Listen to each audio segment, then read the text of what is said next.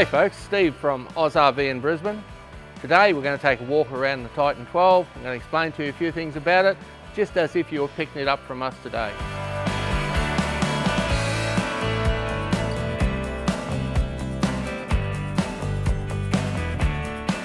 So folks, before you come down to pick up your new van, it's essential we do a few things. We will require that you remove your tow ball from the tow tongue, leave the tow tongue in the vehicle.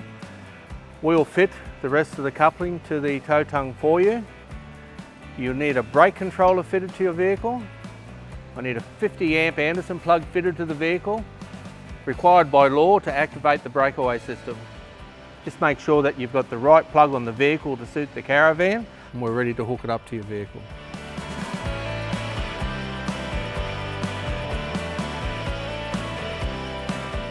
I've positioned the vehicle so our DO35 coupling is directly above the tow bar. Simply a matter of winding down the jockey wheel, making sure it's lining up. It'll self-align to a certain amount. Take the weight off the jockey wheel. Simply a matter of pressing the red button that locks the DO35 coupling into position. Put the dust cover on, especially if you're down the beach, keeps all the sand and crap out of them. Our next step, our safety chains, load rated shackles. When you put your safety chains on, it's a requirement that you cross the chains where they hook into the tow bar. So the theory behind the cross chains, if something happens to the hitch, if the trailer tries to come down on the vehicle, it's going to fall into the cradle formed by the cross chains. So our next step, we'll hook up our 12-pin plug in this instance. Simply plugs in, make sure the top goes down and locks it. 50 amp Anderson plug. Simple as that. All caravans or trailers that weigh over 2 tonne need a breakaway system. Simple shackle. Can't go into the shackle that's already on there, but onto the tow bar in another position. Now, fair bit of wire here for your particular vehicle, just a loop in it with a zip tie. The idea of the breakaway system, if the caravan parts company of the vehicle, this wire will pull a pin out of here. It'll activate the brakes in the caravan via the batteries in the caravan, pull the caravan up without doing any damage to it. We've physically hooked up the vehicle to the caravan now and we're basically ready to drive away. You would have noticed I've left the jockey wheel down the whole time I've been doing this. Bit of a safety feature, could just be me, but I like to know if something's going to fall down, it's not going to land on my foot. So the jockey wheel's the next thing to go up. Simply rotate, make sure it locks in position. Last but not least, make sure you let the handbrake off. Again, I left it on the whole time I was working on the trailer, like the jockey wheels in down position, just a bit of added safety for yourself.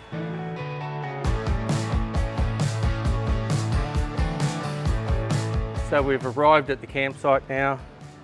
Jockey wheels down, pull the handbrake into position, disconnect the safety chains and the lighting, the DO35 coupling, remove the cover, press down the red button, push it in to engage. At that point there, it'll wind straight up off the jockey wheel. We're just going to put the stabiliser legs down.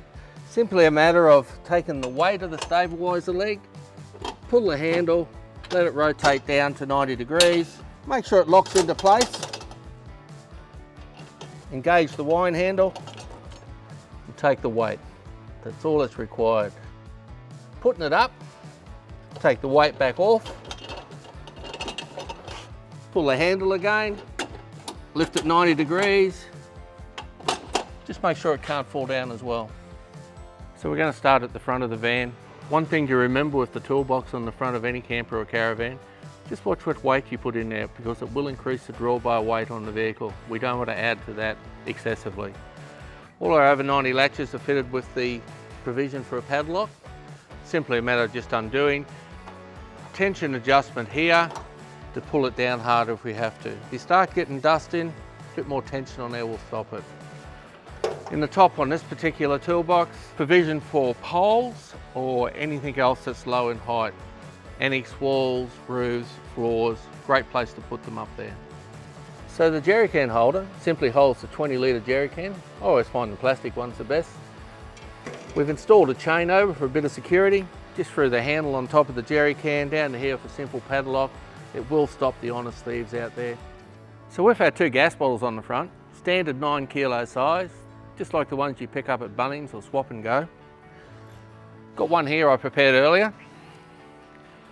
Simply a matter of undoing the over 90 latch, dropping into place, securing, make sure it's firmly in place, especially if you're going off-road.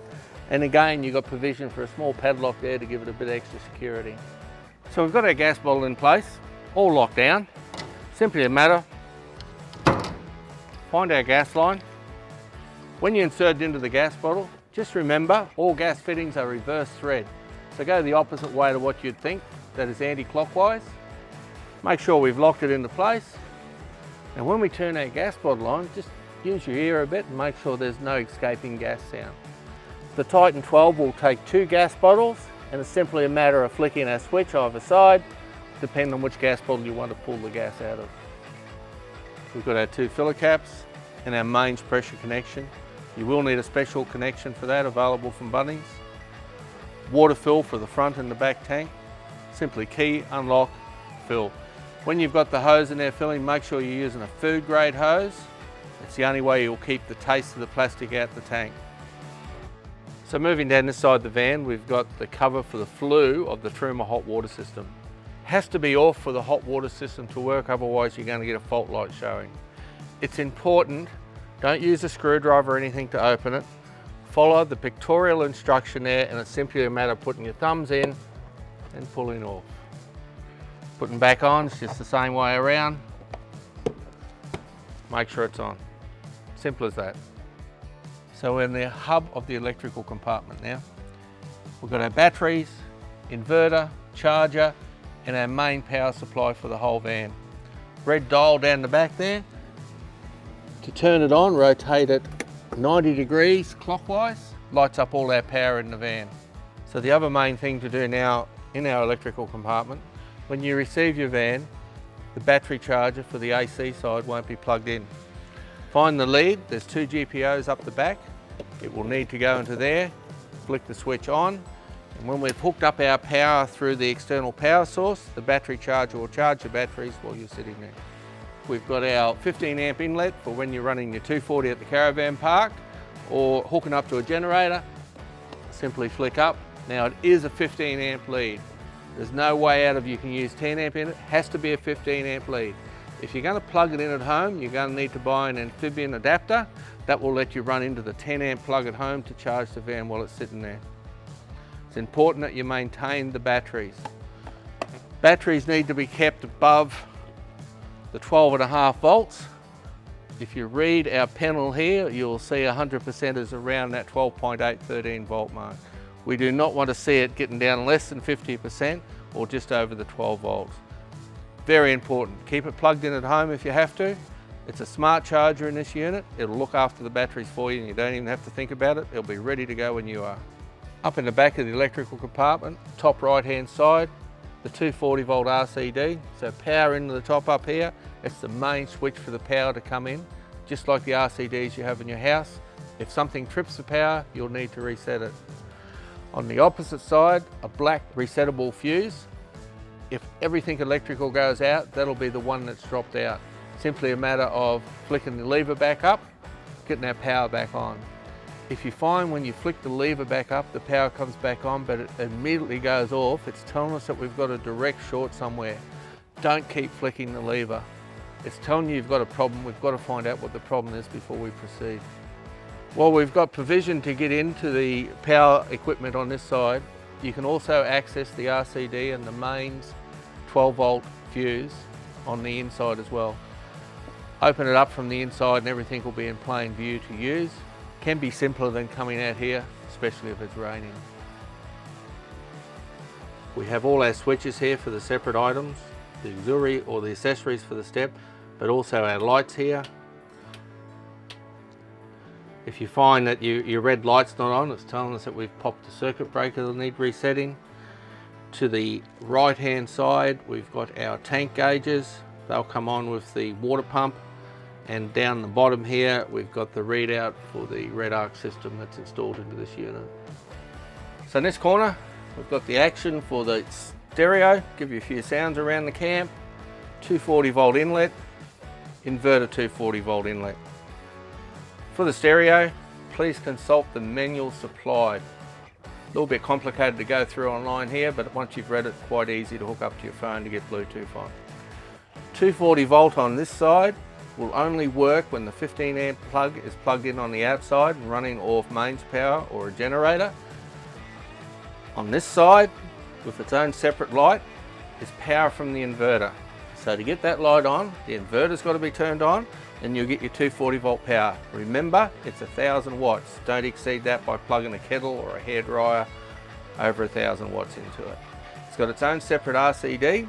If you do happen to plug something in that's too powerful for it, it'll pop the RCD out and let you know you've done something wrong. It'll just need resetting after that to get it to work again.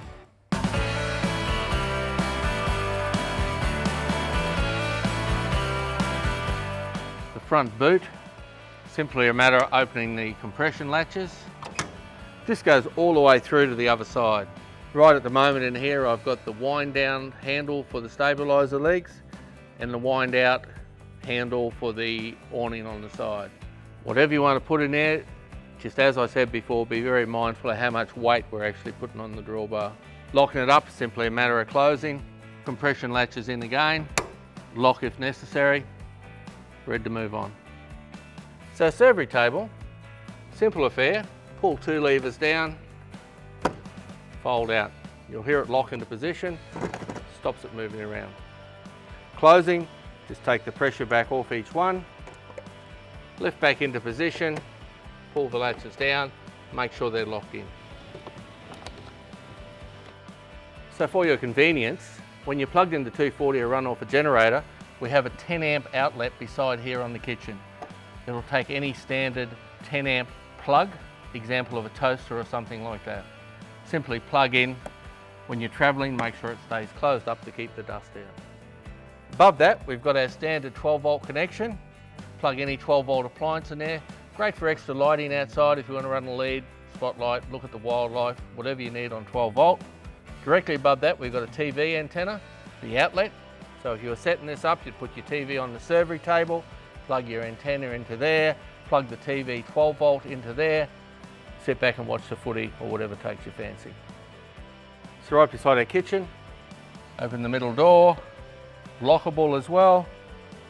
Always hang on to it as it goes down so it doesn't hit the paintwork. We've got the 2 drawers for the pantry. Simply slide out. Don't hold the blue tag down as you get to the out position.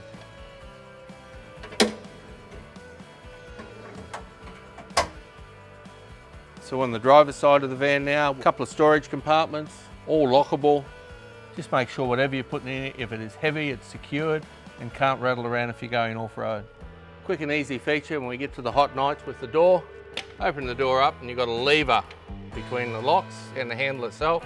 If you flick that lever up, separates the main door from the security door. Plenty of ventilation that way without running the air conditioner. Put it back together, it's just simply pull the 2 doors together, squeeze. So apart from the latch that will split the door to the screen door, we've also got the internal lock.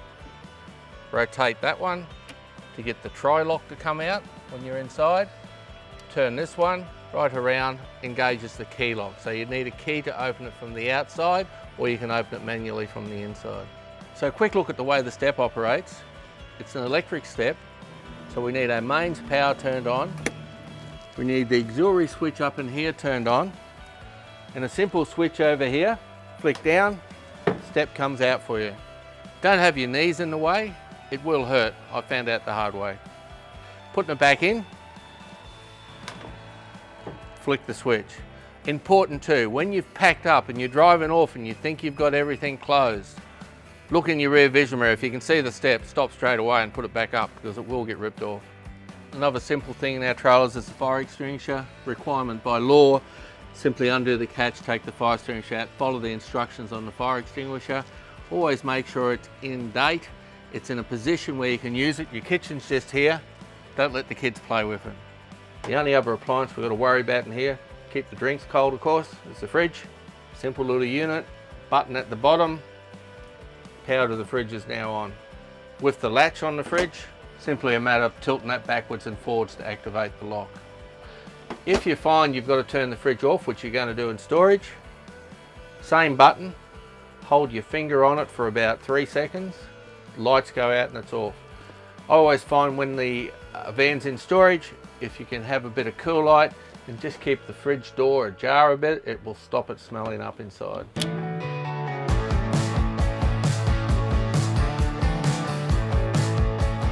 So last door on this side we've got the kitchen, same locking mechanism, and before I pull the kitchen out, we've got our hot and cold water connection down here, and we've got our gas connection here. Kitchen's a matter, just open the door, again hold on to the door, don't leave it slammed down, lever, hold the blue tag down, get it moving, slide it all the way out. So the extension shelf on the top gives us a lot more bench space to play with. Simply a matter of folding out. When it gets over, make sure the wings have come down and they'll lock into their own little hole on the side here. Away you go. A simple layout in the kitchen, 3-burner stove, sink with tap, and our extra storage. Under our 3 burners, we've got the drawer, simple slide out affair, spare jets for the gas, and the instruction book. Close, when you're traveling, make sure when you've closed, you push it back in and make sure it engages. Under our sink, another compartment. This is storage of the hot water, the cold water, and the gas line. So to keep things neat and tidy, the gas line and the 2 water lines pass back through the bottom of the kitchen. Last but not least, on this side, we have our 12-volt extension lead. That'll plug directly into our 12-volt here. That gives us power for the 12-volt ignition, but also gives us another point here if we want to plug another appliance in. Last couple of things to do, we're going to hook up the gas and the 2 water lines. Gas fittings, quarter-turner bayonet fitting. A bit of lubrication on here occasionally for the O-ring seal and there's handy. But basically just push in, lock it into position. Our water connection, we take our dust cover off, and it's very similar to a compressor fitting, only a matter of sliding back, push in, make sure it's locked back into position, water's ready to go. So whole kitchen set up, just a matter of lighting now. Simply turn the knob around to the large flame, depress, hit the ignition, wait for it to light. When it's lit, let go of the gas knob, it should be fine. So if we're in extreme cold conditions out west or down the snowies, you're going to be holding that gas knob in a bit longer. There's a temperature sensor in the back that will wait for it to warm up before it'll continue the gas supply. The lid also needs to be in a complete vertical position. There's another switch back here that won't let it operate if you try and do that to it. Last but not least, we've got our drain hose, goes through the same hole in the bottom as the water and the gas lines did, pushes onto the bottom of the sink. Dispose of your grey water responsibly into a bucket or into the provided grey water disposal units. So we're going to pack our kitchen up now. It's important that if you've been using the stove over the morning and you're going to pack up, you leave it cool down substantially so we're not closing the glass lid onto a hot plate. You will crack it. Give it a good 20 minutes after use. Make sure it's down in place. Before you fold the sink top down, rotate the tap and make sure that's out of our way. Same with the sink. A lot of people put a tea towel on here before they fold the bench over. It'll stop the stainless moving on the glass and marking it. Last to fold over is our bench. Simply flip it up into the down position, fold our wings down, we're right to slide the kitchen in.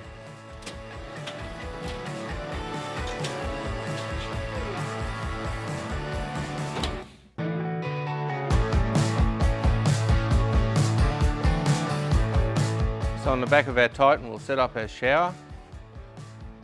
Quick and easy, we've got a lock for the spare wheel. Not only does it lock it into position here, but it locks it into position when we pull it open. So that comes up. Undo our over 90 latch here and simply pull the wheel around. Using this pin here, lock it out of the way. That'll stop the wind blowing it back onto the tent when it's set up. So to set up our shower room, Got a latch on either side. Simply remove those. Now when I let go of this, it will slowly come out. Shower tent falls into position. Really don't get much easier than that. A peg in each corner. Ready to use the shower. We've got a rose to hook up inside to give us our hot and cold water. Quite a simple setup. The shower curtain itself clips on with press studs around the top, so it's easy to remove for maintenance. Shower rose, we've got a couple of Velcro straps here. Hold it into place so you're not holding onto it all the time while you're washing your hair. The connection for the shower rose simply through the slot here. We're going to hook our shower rose up so it goes through the opening in the shower tent, and it's simply a matter of plugging in. By moving that backwards and forwards, it gives us the hot and cold water as indicated on the top, and to get the water simply a matter of pressing the button. So a few ways to pack the shower tent up. Look guys, I'm not the neatest person, but I would typically try and grab the two back corners.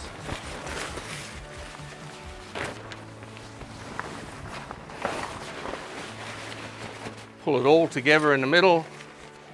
Do a couple of folds as we go up. Bit of a roll. Pull the door down. Just make sure you've got all your sides tucked in.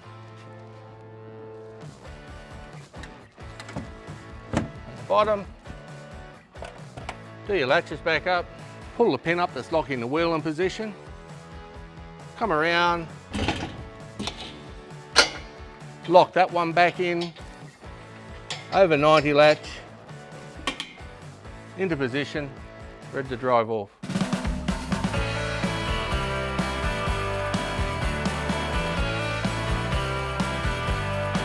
Okay folks, let's talk about maintenance on your van.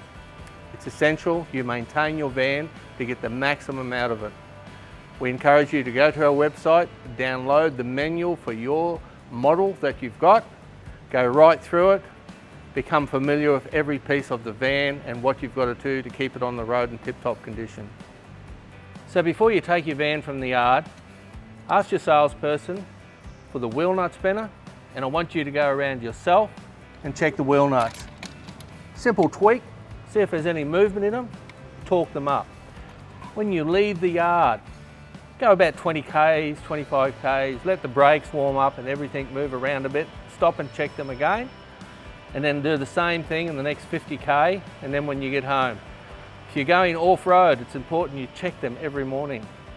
So up in the drawbar here, you'll find a plaque that gives you a tightening sequence for the wheel nuts, gives you the appropriate torque setting to use, very important. When you're reading your manual, check for the tyre pressure for the particular model of van that you have purchased. It'll be covered in there whether you're travelling off-road or on-road for the particular pressures that we recommend. We recommend that you get the brakes adjusted every 5,000 K and you get the wheel bearings looked at every 10,000 K. Not necessarily replaced, but just have them looked at. If you can't get your local mechanic to do it, please contact us. So when it comes to the general maintenance of your caravan, it's very similar to your motor vehicle. Make sure you keep it clean, keep it protected, a bit of armour all here and there. Everything's available off our website. If you're ever in doubt, just give us a call. Well, that's it for today, folks. What I really want you to do now, hook the van up, go out and make some memories with your family. Welcome to AusRV.